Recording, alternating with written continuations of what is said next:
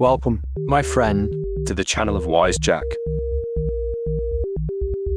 for the Bay of Pigs invasion. A fiasco of such grand proportions it could have been scripted for a Marx Brothers film. Yet unfortunately for the United States, It was all too real. The year was 1961, and the stage was set for what was supposed to be a covert, swift, and decisive overthrow of Fidel Castro's communist regime in Cuba. Spoiler alert, it didn't quite go as planned. let's set the scene. Picture it, The Cold War is in full swing. The US, under the leadership of President John F. Kennedy, is feeling the heat of the growing communist presence just 19 miles off the Florida coast. The solution: A CIA-sponsored invasion. with a cast of about 1,400 Cuban exiles who had fled their homeland after Castro took power. These exiles were trained Armed. and christened Brigade 2506. The name might not have been catchy, But their mission was clear. invade Cuba, incite a popular uprising. and send Castro packing.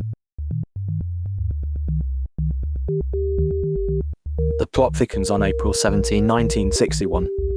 Brigade 2506 lands at the Bay of Pigs. The location was chosen for its supposed isolation, minimizing the chance of a Castro-led counterattack and civilian casualties. In hindsight, Isolated also meant cut off from escape routes and reinforcements. oops. No, If this were a heist movie, this is the part where everything starts to go hilariously wrong. The brigade's arrival was anything but stealthy, Local militia were alerted. and soon, Cuban aircraft were making Swiss cheese out of the invaders' supply ships. But wait, there's more. the exiles were expecting the US air support that never came. Kennedy, In a last-minute decision to maintain plausible deniability and keep US involvement under wraps, Nixed the air support. As if on cue, Castro, who probably couldn't believe his luck, Mobilized his 20,000 troops and called in his air force, which by the way, consisted of planes left over from the Batista regime. thank you. irony, The invaders Outnumbered and outgunned. didn't stand a chance. In less than 72 hours, it was all over. The brigade members were either killed or captured.